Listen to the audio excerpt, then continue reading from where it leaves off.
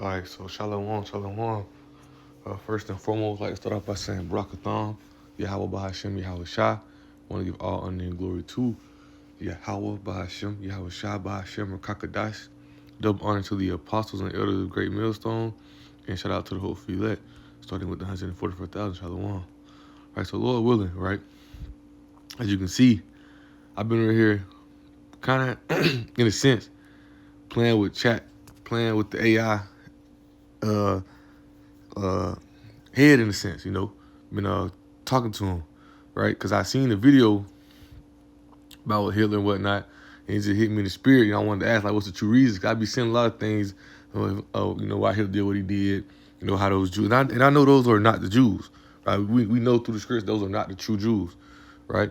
And for so long, our people have been down, and confused, right?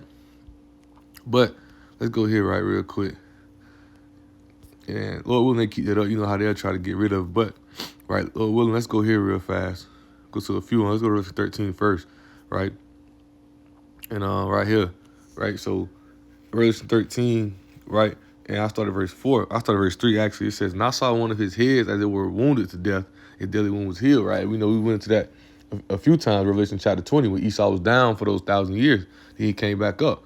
The Borgia family, right, tricking everybody, saying they're the true Jews, tricking everybody, deceiving everybody, right, deceiving the whole earth, chipping the image, chipping the nose off statues, whitewashing everything, putting their cover the face of the judge thereof, Job 9:24, right, making Yahweh Shah and the world they call him JC, and then making Yahweh the word they call God, a so-called white man, all these type of things, making Jews so-called white, making the white man as the righteous, right? It's that Renaissance when that deadly wound was healed from that Roman Empire, right? He said all the world went after the beast, and that the Renaissance, NATO, EU is that beast, right? That beast, which America came back up through that beast, right? So he says they worship the dragon, which is Roman Empire, which gave their power to the beast, NATO, reborn, Titan word for NATO, reborn, Titan definition, I should say, reborn, right? NATO, EU, right? Slack you real quick. See, it's personal. Don't worry. You don't stop none of my notifications. Right? So, continue going on. Right? It says, and they worship the dragon, the Roman Empire, which gave the power unto the beast, American, NATO, EU. Right? And they worship the beast, saying who was like unto the beast, who was able to make war with them. Right? Because when they came back up, Yahweh Shem allowed them to become a reckoning power. We know now they're going downhill. All their lies, all their deception, all the wine they transgressed by, all the philosophies they put on the world. The nations are mad. The nations are sobering up. Everybody's realizing there's wicked, who the wicked is and his lies and his ways. Job 13:4. They're forged of liars. They make these lies stick. They make these lies, they put these lies out to the whole world. And for a long time, everybody was deceived by them, especially our nation, until when? It says they was given unto him a mouth speaking great things and blasphemies, which he have done. Right, the blasphemy, the lying, the deceit, the deceit that he done put on the name of Yahweh Shah, right, on our people, right, and power was given on him to continue 40 in 2 months. When you go into that, right, that's what? That's 351 years when you add it up. 350 years, right, from what? Let's do the math. From when this place was established, was at Jamestown, 1619. Right, with my other phone now, let me see. Let me make sure I'm right.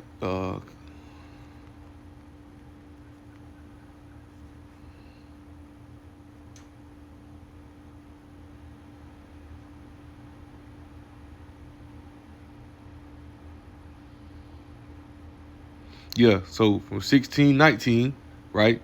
It says in August 1619, the English privateer ship White Lion arrived at Point Comfort near modern-day Hampton, Virginia, carrying 20 and odd enslaved Africans, which were who Israelites. The individuals kidnapped from the West Central Africa by the Portuguese and were traded to Jamestown colonies for food and supplies, right? So he was given that power, right? 1619. When the truth came out, how about Shem Shah put the spirit on Elder Abba Bivens, whatever that was, 1970, right? Let's see. We'll do it this way.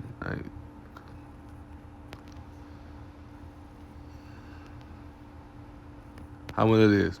351 years, right? 350 years they was allowed to do what they do, right? But that's why the scripture says also, right? So I read again, that was given to him mouth speaking great things and blasphemy, and power was given unto him 40 and 2 months, right? 350 years. And I'm gonna read it in NLT real fast. Bear with me. I'm reading right here from my other phone. Let's go to the book of Revelation. Go to the book of Revelation, chapter 13. Right, in verse 5 in NLT, right, and it reads and it says, right, and the beast was allowed to speak great blasphemies against Yahweh, and he was given authority to do whatever he wanted for 40 and 2 months. Right, he had our people down doing whatever he was doing to our people. They went overboard. They went crazy on our people, man. You can search up the images. You can see the history, how they was wilding out in the earth. Evil was multiplied. The earth's language, the earth dying. Evil them still in rulership now. But now their power is falling, right? So now let's go from there. That's what is that? Revelation 12. Might be 11 and 12. Bear with me. 11 and 11, right? So it says, okay, look, right here. Right? So we'll start at verse let's start at verse 8. It says, and their dead bodies shall lie in the street of the great city. Was that great city? Babylon, America, which spiritually is called Sodom and Egypt, which also where also our Lord is crucified. The blaspheming, lying, the slandering, call them JC, all this, right? It says, and they people, and they of the people and kindreds and tongues and nations shall see their dead bodies 3 days and a half, and thou shalt not suffer their dead bodies to be put in graves. So when you go into those dead bodies talking about the Israelites who are spiritually dead, which we all was in that dead state at one point. That's why this John chapter 6 and verse 6-3 speaks about how the spirit quickeneth. When you go into the etymology of the word, it means to bring to life spiritually. That's those Ezekiel 37, right? Those dead bodies who will rose up, those dead bodies, those bones, right? Who how about y'all shall call the flesh and breathe that breath into them. That flesh is knowledge, understanding the truth. That breath is wisdom, this knowledge, understanding, right? How about y'all shall brought them life spiritually through this knowledge of truth, this understanding. A lot of Jacob are still dead, right? That's why Esau was able to deceive them and trick them, right? With these lies, with this deception, right? It says, and they that dwell upon the earth, it's like I finished verse 9. I read it again just in case I didn't know. He said, and they of the people and kindreds and tongues and nations shall see their dead bodies 3 days and a half, and shall not suffer their bodies to be put in graves.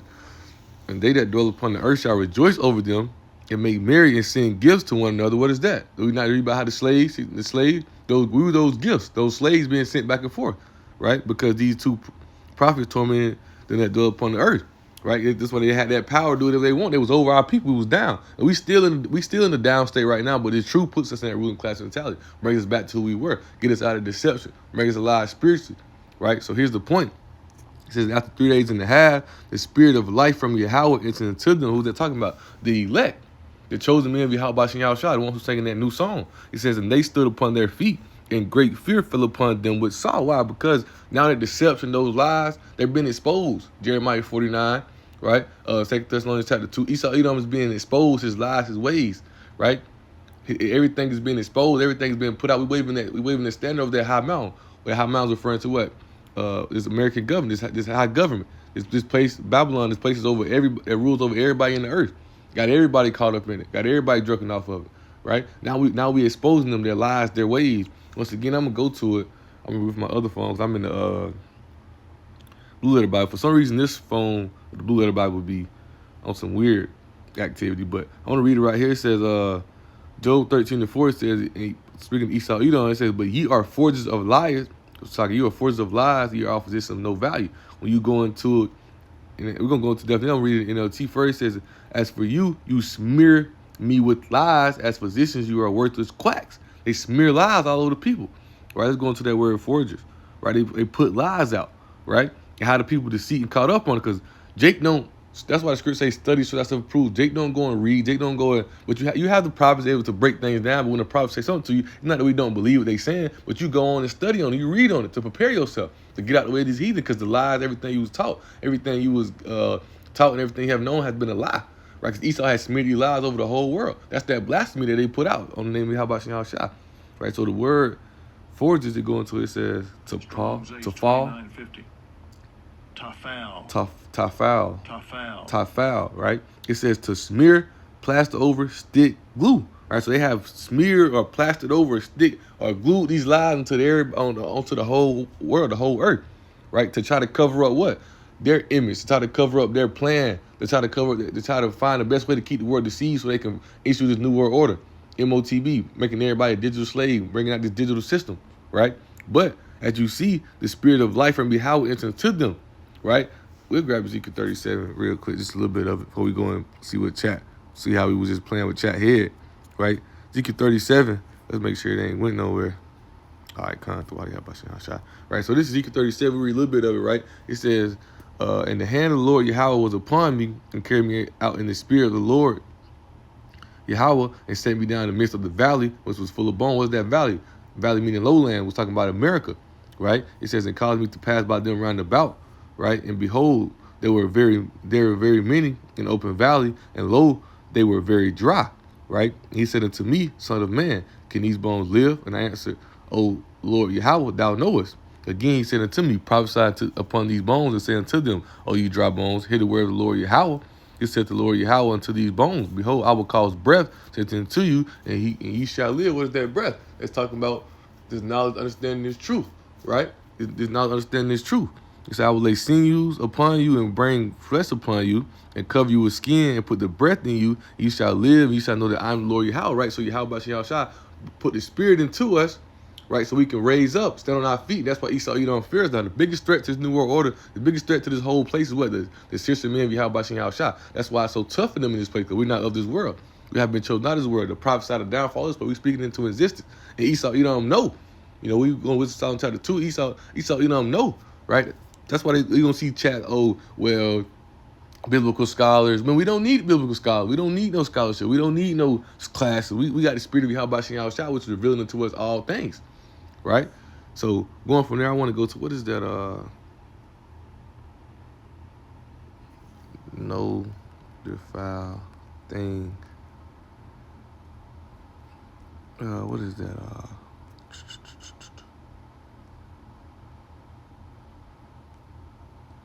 Yep, here it is.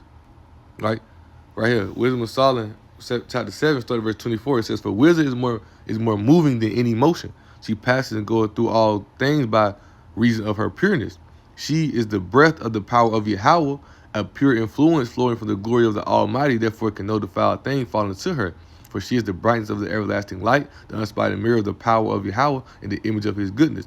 And being but one, she can do all things, but remaining herself, she make all things new, and in all ages enter to holy souls. She's making them friends of Yahweh and prophets, right? So what is this? The wisdom, the knowledge, the understanding. That's that breath. That's this breath, that spirit, the comforter, which reveals unto us, brings us to a remembrance. That's why Yahweh Shai said, thank you, thank you, Father, for giving me these ones who are giving me the ones who come to truth as babes. Because the one who think he know it all, you can't teach him nothing, right? Because he think he know it all. He Mr. Know It All, right? What is that? Bear with me.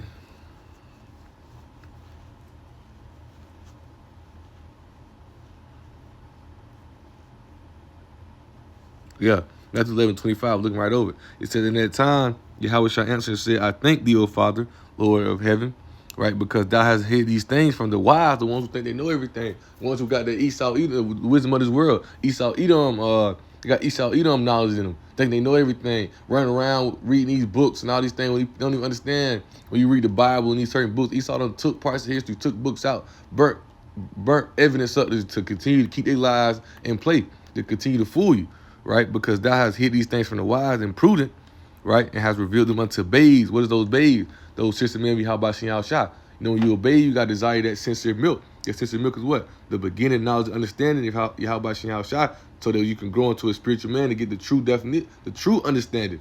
Get out the way of the heathen. That's why Yahweh Shah said the wisdom of this word is foolish unto him, right? Because Esau, they done smeared these lies over everybody, and everybody's confused and deceived by. And one of the main things he do, or what we gonna speak on today, right, is going into these small hats, man. These small hats, and that's why they try to make it anti-Semitic. They try to use the Hitler situation to try to make it all, you can't speak against them, whatnot, things as such, right? That's some bullshit, man. 1948, they put those people in that land, right? It's supposed to be the beginning of peace, but we know that's not, right? We knowing that's not. We knowing that's not. We knowing that's not. This is actually a precept from the brother Barak Kashah, right? Because I was telling the brothers earlier, I've been arguing with Chad all morning, right? He sent his precept, the brother Barak Kashah Thawada, if you see this, he sent it to the group chat. I'll read it real fast. Matthew 13:11, it says, he answered and said unto them, because it is given unto you to know the mystery of the kingdom of heaven, but to them it is not given. That's a great precept. That's a great precept because it's a mystery that gets to the kingdom of heaven. See, everybody ain't going to get it, understand this. Because everybody, those 2/3, they said, they deceived by Esau Edom. Those 2/3, they're deceived. This truth is a stone block unto them because it ain't given to them to understand. But we understand it. That's why, surely oppressed make a wise man mad. We get mad a lot of times because, like, how could you see this? We telling you the script.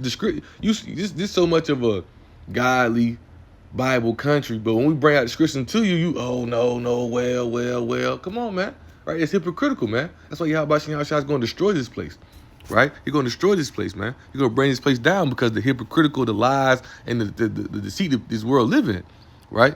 So, I had another precept I want to grab, 2nd Esdras, right? Then we'll go to mess with chat. Lord, with any more precepts come to mind, we'll break them out, right? It's 2nd Esdras 6.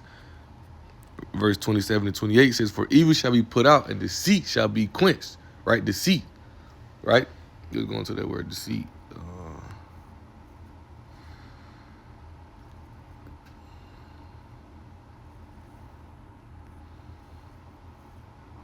Deception, sham, the action or practice of deceiving someone by concealing or misrepresenting the truth. What's that? The lie, right? So lies, deceit shall be put out. Misrepresenting of the truth shall be quenched. It shall be put out. It's going to be wiped away. Because why? It says, as for faith, it shall flourish. Corruption shall be overcome. And the truth, right, which has been so long without fruit, shall be declared. And now that truth's been declared.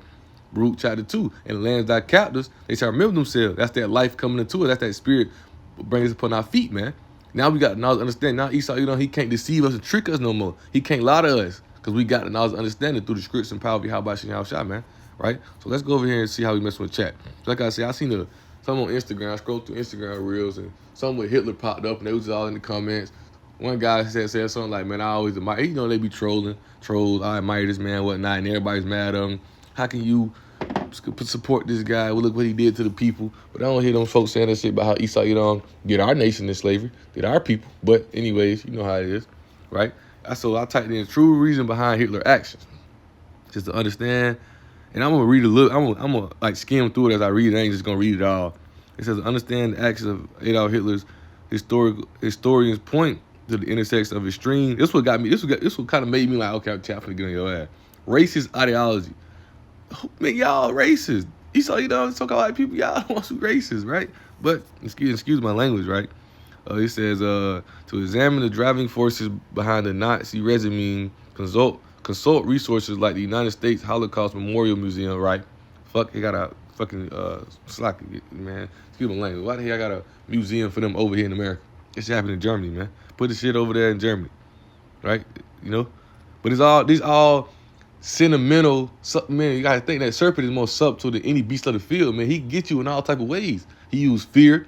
He used what's the word for sympathy? What Trump said, the civil rights movement has caused a lot of stress, a lot of pain on the so-called white man. Get the hell out of here, man. Right? And people fall for it. That's that deception, that deceit. Right? It says, okay. So you see how right? This what I want. This what I want right here. The obsession led directly to the Holocaust. The state sponsored mass murder of 6 million Jews and millions of others, right? So I'm like, damn, all right. So I said, did he really kill 6 million Jews? He said, yes. Adolf Hitler and Nazi regime systematically murdered approximately 6 million Jews during the Holocaust. This figure is not a guess. The Holocaust is widely recognized by historians as the most thoroughly documented genocide in human history. What about damn slavery, man? Right? But let's continue to go on, right? So I asked him, I'm like, all right, I ain't gonna reading all that. So I'm like, so wouldn't that be all of them? Because, like, damn, how much of the population do they make up? How many is of these people, right? We killed 6 million of them. How many left? 50? Like, right? So you're like, so wouldn't that be all of them? I asked. He said, no, it was not all of them. While the scale of destruction was catastrophic, it did not equal the total Jewish population. Understanding who survived, who was killed, and the wider impact are three key facts. 2/3 of European Jews were killed. Before Adolf Hitler came into power in 1993, there were approximately 1933, Slovakia. There were approximately 9.5 million Jews living in Europe. The 6 million murdered represent roughly 67, 2/3 of the European Jewish population, right? Roughly 3.5 million Jews survived, right? Survival was possible through a few main avenues. Early immigration, hundreds of thousands of Jews fled Europe before the war broke out in 1939, migrating to places like United States, Great Britain, and mandatory Palestine, now Israel, right? So as they going on with that. So now this is where we get to it, right? I said, but in the ancient world, the Jews were black people. He said, no, historically and genetically, the ancient Israelites were not black African population, which were not black African. The Hebrew Israelites. He said they were Semitic, Levantine people indigenous to the Middle East. It says the idea that the original Jews were black is cornerstone of the black Hebrew Israelite movement. And that's why you black Hebrew Israelites got to stop that. It ain't just no black Hebrew Israelites, man. Right? We the Hebrew Israelites, right? Our nation like to a speckled bird. The scriptures say that, man. You got Jake who look like, more, we look like everybody, man. Right? And it ain't just so-called black people. You know, we have so-called Puerto Ricans, so-called Mexicans, so-called Haitian Jamaicans, so-called Indians, right? You know, indigenous, right? It ain't just no black Hebrew Israelites, right?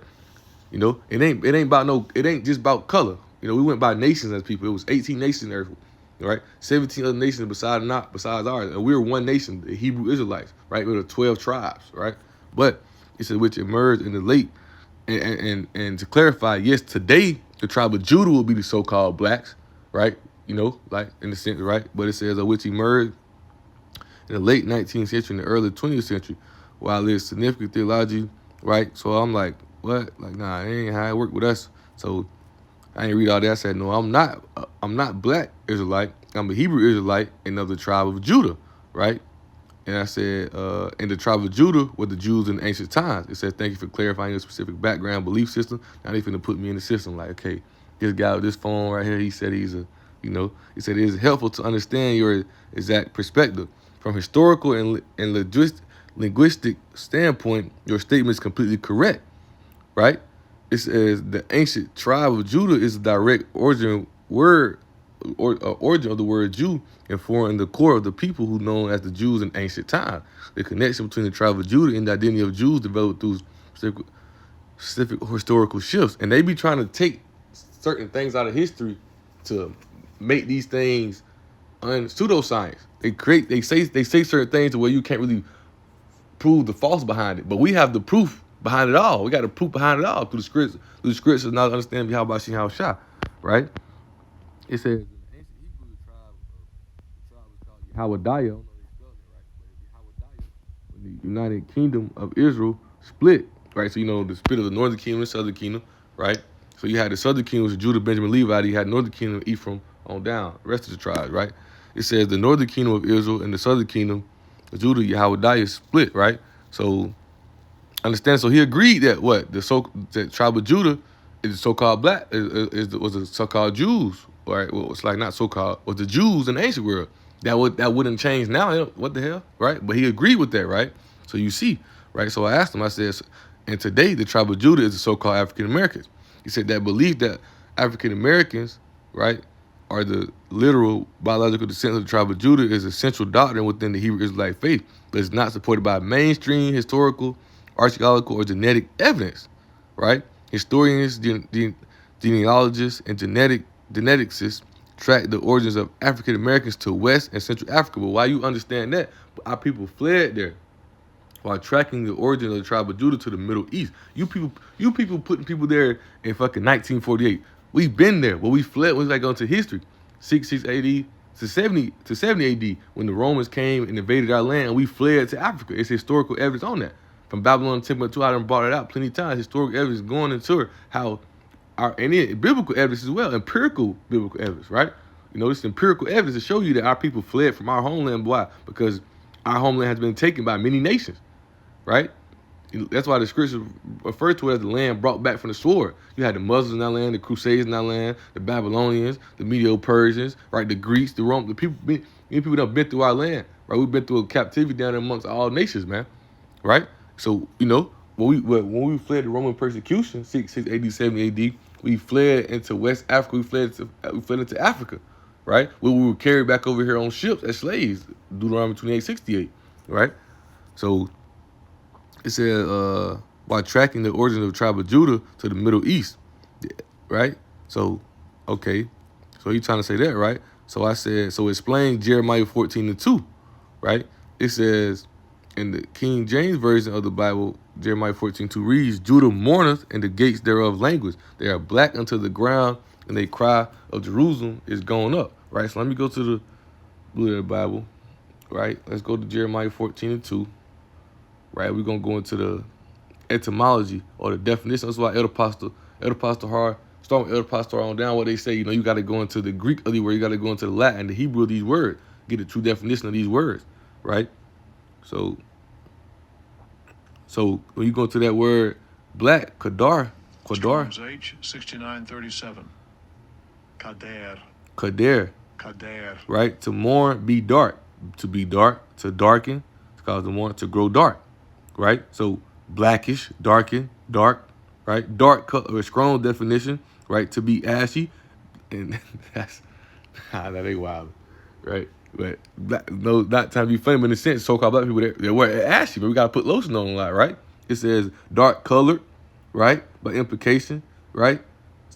To mourn, right? In a sackcloth or a serried garment, to be black, to be a prince's mate, dark, and parentheses, eating darkened, heavily to cause mourn, right? So these are black people.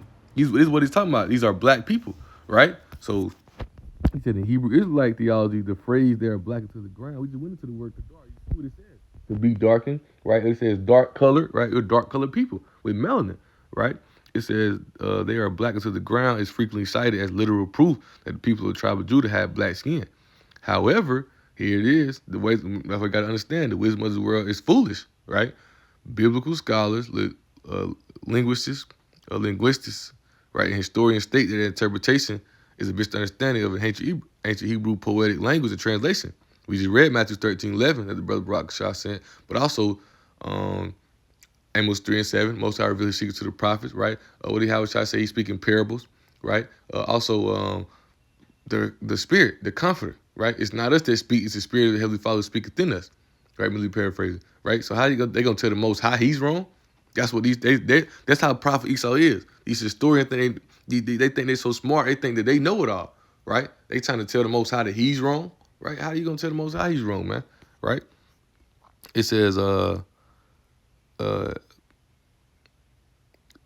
verse is not describing literal skin color, but rather emotional and physical state of mourning and devastation caused by a severe drought. No, that's talking about their skin color, right? They're being darkened, right? It's actually talking about they are so-called black people, right? Let's read verse 1.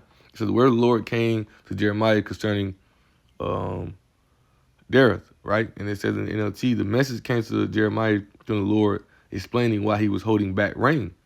And reading NLT says, Judah's wilts commerce, right? Judah wilts commerce at the city gates, grinds to halt. All the people sit on the ground in mourning.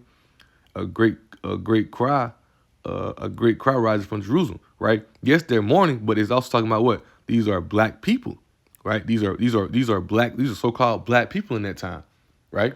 But they try their best to turn and look at it like I said. We just went into the word black, right? Kadar, right? Which meaning what? To be darkened, right? Yes, it means to mourn, but it means to be dark. These are black people. You can't take it away from them. Just because I'm mourning or I'm going through something, my fucking color changed.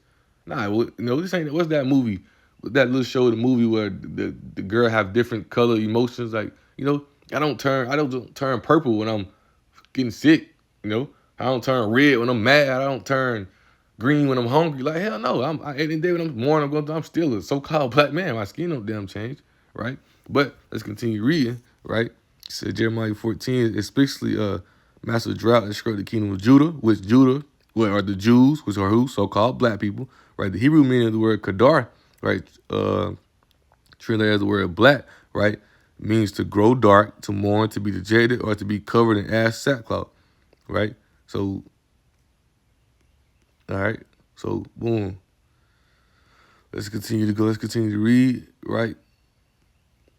Let's continue to read. They was bringing out more. They tried to bring out more precepts, right? It said, meaning his mood was gloomy. They brought out Lamentations 4. These verses describe people's skin becoming dark or black like an oven, particularly because of the famine and skin weathering dehydration caused by the Babylonian siege of Jerusalem, right? But ultimately, understanding what our people, so-called black people, right? So let's continue to go on, right? So therefore, biblical scholars conclude that Jeremiah 14:2 is a common ancient Edom. The people of Judah were metaphorically darkened with heavy grief, right? So they turned black just because they was going through it. Nah, man, they were so-called black people from the beginning. So let's continue to go on, right? And I ain't gonna lie, I just not read all. I wasn't even reading all that, right? Right. So, right, let's go here, right? I said, okay, so what about Song of Solomon 1:5? It says in the King James version of the Bible, Song of Solomon 1:5 reads, I am black but comely, O ye daughters of Jerusalem, as the tents of Kedar, as the curse of Solomon. Unlike Jeremiah 14:2, right, which uses a Hebrew word for mourning, the word for black here is court rock. I can't read that, which does literally mean dark physical color. However, here it is again. Biblical scholars generally point out the verse is not identifying the speaker as the person of sub-Saharan African desert. Instead, the context of the very next verse explains that her skin is dark because she has sunburn from working outside in the field. Yes, we get darker. Our skin don't cook how y'all skin cook. We actually get darker when we outside in the sun. Summertime come, when the wintertime come, I ain't as dark as I am in the summer. Like my skin light up a little bit. I ain't as black in a sense, right? But when it gets summertime, I get darker because we outside more, right? And that helps us. And that helps us as well, right? It helps us, right? But in a sense, right? So Chat tried to bring out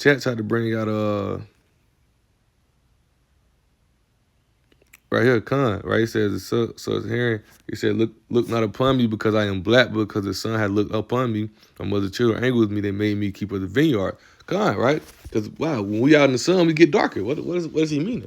Right? The speaker is a rural maiden. Her brothers force her to work. Yeah, right? So he brought out another, King of Solomon is from the tribe of Judah. Yes, that's completely correct. King Solomon was a member of the tribe of Judah, right? It says because Solomon was a tribe of Judah, the specific description of skin color the Song of Solomon provides historical clue about what the tribe actually looked like. They were so-called black people.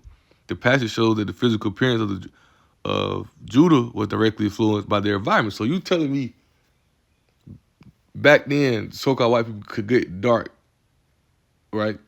When they're out in the sun long, but today, when they go to the beach or when they go outside, they gotta fucking put a whole bottle of sunscreen because they turn fucking red. Come on, bro, it don't make sense. You're not making sense, right? So, okay, here what he brought out another precept. Okay, he brought this out. The rest of the description later in the very same book. And this is why it's key to go into the definition of the word, because Chat tried to trick me up. It says the maiden describes King Solomon's own physical appearance in Song of Solomon 5:10. She says, "My beloved is white and ruddy. The chief is among 10,000." Right? So she tried to bring that out, right? And this is what I told her. I said, look, hold on. That's good though. That's good. They took one of my questions away.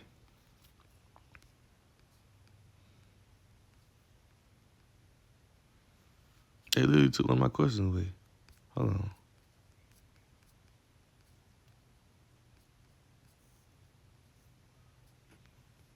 No, hold on, y'all. Bear with me, slacking my fault. All right. Because they damn so took one of my questions away.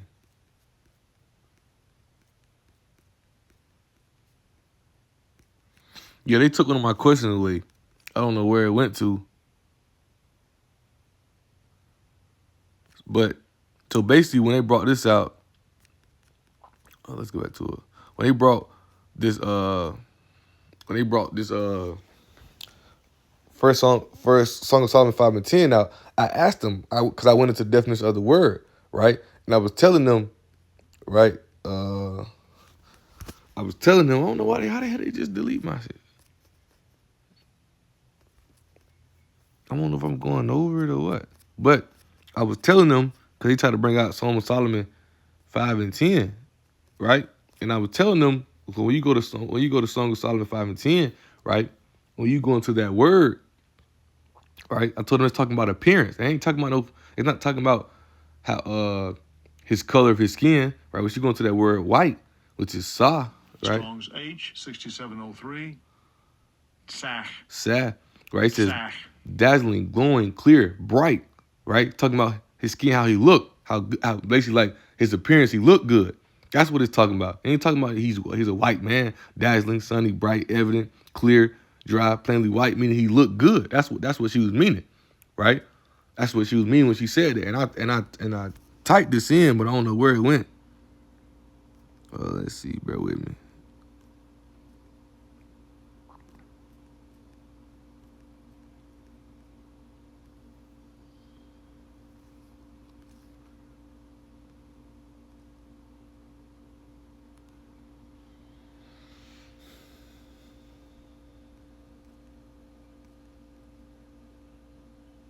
Yeah, I don't know where it went. Right? They took one of my questions away. I don't know if they delete that shit for me, but they took one of my questions away, which summed it all up of how they trying their best to hide it, right? So I ended up asking them again.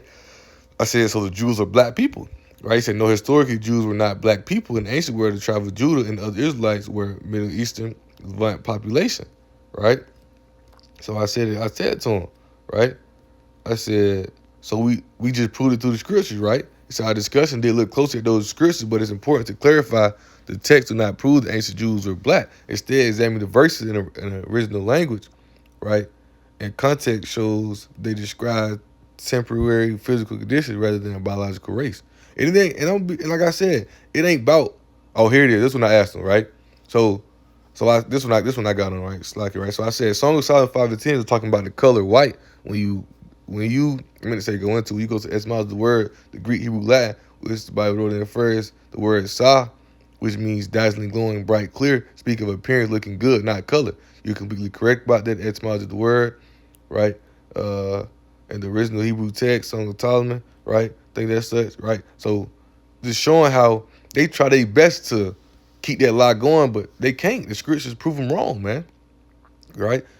The scriptures prove them wrong, right? So they trying their best to say. So now they're saying. So basically, what chat's saying is, so those Jews. So if we ain't the Jews, and those people over there who in our land right now, Small Hat definitely can't be the Jews because you saying they're Middle Eastern people. So who in the Middle East right now? Or not the Arabians, the so-called Ishmaelites. Wouldn't they? So in their text, what they mean, when they be the so-called Jews, then how can y'all be those Jews? Y'all don't come from that Middle Eastern. Y'all don't come from there, right? And that ain't where y'all originated from. Y'all was put there in 1948, right? Let me ask them that. So if you keep saying the Jews go back to the Middle East,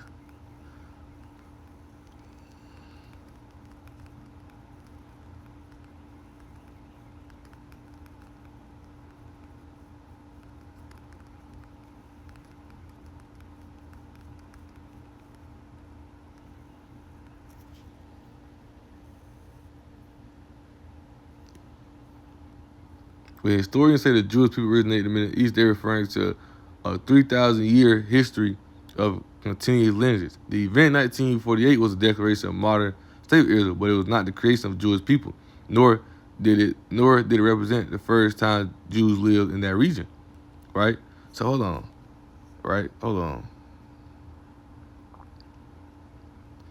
Yeah. Hold on, I got a question, right?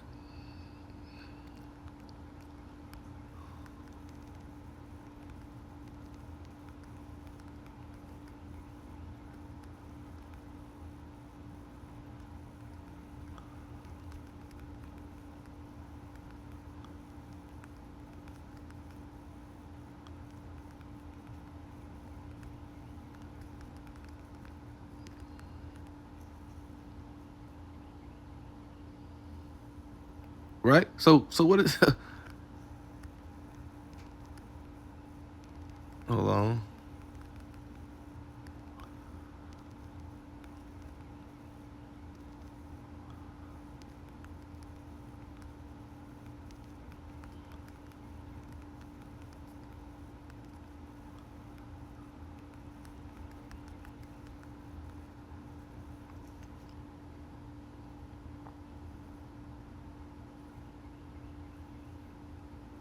Right, so now where the Jews fled is misunderstood. It says the historic and Jewish war, right? Millions of Jews were killed, hundreds of Jews were sold to Roman slavery, and many others fled to violence, right? So, right, instead they migrated to North Africa, right? So a white man can.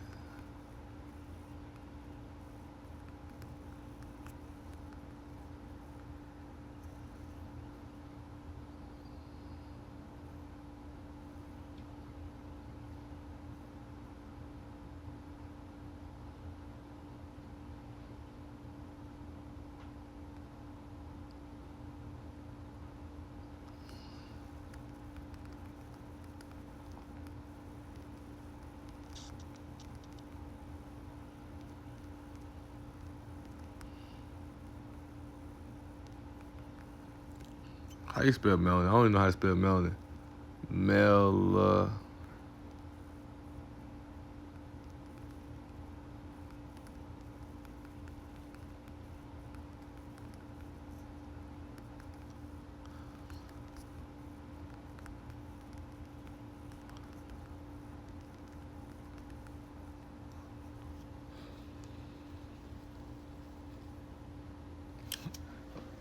Oh man. So yes, ancient Jews were melanated, brown-skinned people, but now they look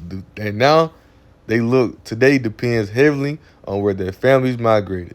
Modern Jews are not just one secret group, so-called white people, because the tribe of Judah were scattered to different corners of the years ago. But we just went into how the Jews were so-called Jews were so-called black people, right? We just looked at, right? Brown people, however you want to put it. So those Jewish small hats in the land today are not the original. That's lucky, man. We just using chat. We just using chat for edification purpose. You know, a few brothers and sisters watching, right? And see, and this is why Esau Edom is going to be destroyed. Let's go this right. It says, yes, there are little descendants of the original inhabitants of the land. The small hats you were referring to are called kippas. The people wearing them include European-looking Ashkenazi Jews, are the direct genetic and cultural descendants of the ancient tribe of Judah. Right? They're net culture descendants of the ancient tribe of Judah.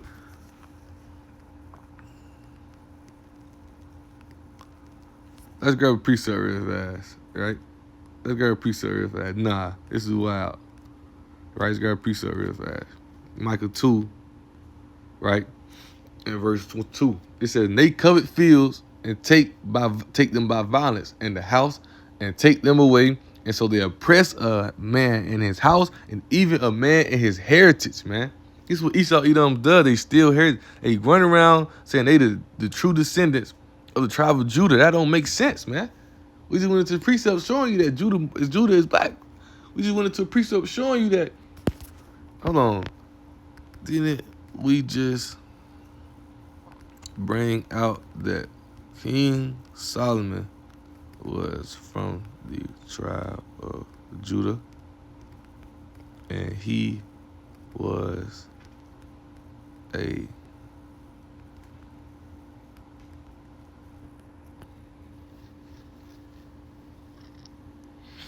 He said, no, we did not find he was a black man when we examined the original languages, historical says, right?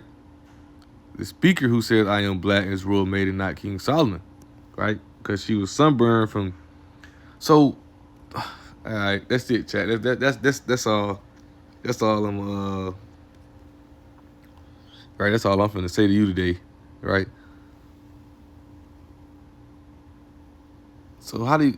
basically you see how chat tries to not chat.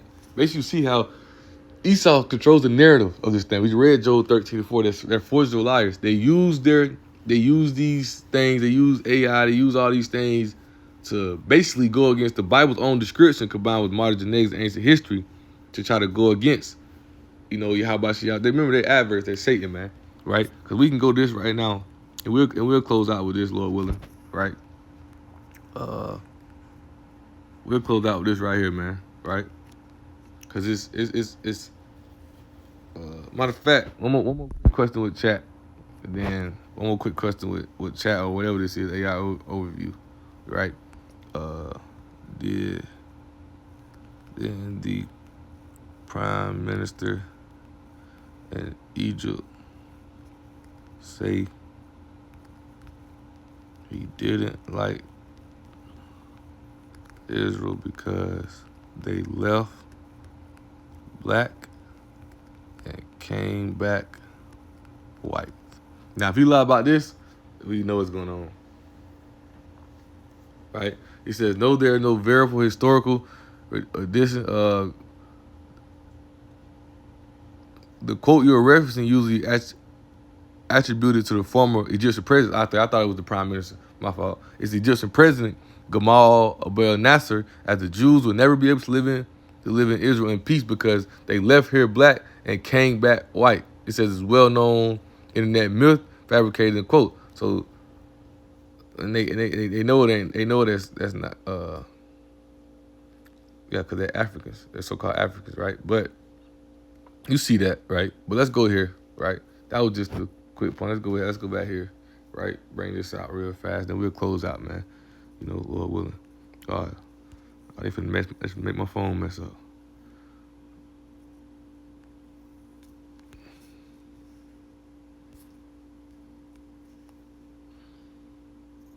Okay, there we go. All right. There's some Babylon to Timbuktu, man. You feel me? Esau, you can't erase history. Esau, you can't deny history. You can't deny who you are. You're the Edomites. Those people over there in the land, they are Amaleks, right? Descendants of Esau, man. Ain't no descendants of the tribe of Judah, man. Don't make no sense, right? Let's go here, right? Right. So right here in the year, page 84, starting out right here, right? It says in the year 65 BC, the Roman armies under General Pompey captured Jerusalem in 70 AD. General Vespasian and his son Titus put an end to the Jewish state. The great slaughter during the period of the military governors of Palestine, many outrages and atrocities were committed against the residue of the people. During the period from Pompey to Julius, it has been estimated that over 1 million Jews fled into Africa, fleeing Roman persecution and slavery. And the slave market was full of what? The slave markets were full of black Jewish slaves, man. Right? Black Jewish slaves, man. Right? So, let's jump down right here. It's a precept of Deuteronomy 26. Let's jump down. It says the prophecy and all the residue of the prophecies contained in Deuteronomy 28, 15-68 befell the black Jews after they disobeyed the laws of Yahweh. Many nations transported the Jews into slavery, and the sons of Israel transmigrated to every continent. The Jewish philosopher Philo, about 40 BC, 40 AD, who lived in Alexandria, Egypt, and said that 1 million Jews resided in Libya and in Egypt from the Catabothmus to the borders of Ethiopia. Professor A.H. Goodby says that Philo leaves us doubtful about which boundaries of Ethiopia he meant. I think that Philo meant the western and southern boundaries of Ethiopia because the prophet Zephaniah mentioned from beyond the rivers of Ethiopia, right? The daughters of my despair.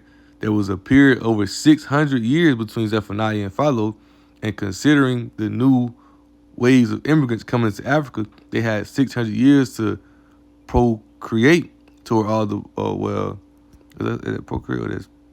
penetrate toward all the borders of Ethiopia. If Shooter wrote the Hebrewism was detectable, I can't see that, wrote that Hebrewism was detectable by its inscriptions from Egyptian border westward across North Africa to Urania. A.H. Goodby says Jerome, 340 to 120 A.D., one of the four doctors of the church, wrote that Jews were spread from western Amixi to the, I can't see that, something in India. But you see, man, these are so-called black people, man. These are so-called black people, though. You see it, right? These are so-called black people, man, right? And they trying their best to try to say the Jews are so-called white men, but this is, man, these tribe of Judah. The true Jews are black, man. Those phonies in our land are not black. We went into some precepts earlier about their lies and how they deceive things and such, man, the blasphemy. But this is their biggest fear, man. You know, that life coming into, you know, the whole subject of his Revelation, right? You know, Revelation 11, right? In 11, it said, after 3 days and a half, the spirit of life from Yahweh entered into them, and they stood upon their feet, and great fear fell upon them which saw. And them that saw was who? Esau, Edom, these other nations, right? Because they understand by keeping us down, they control us, right? One more quick precept. That's at Judith chapter 5. Yeah, right?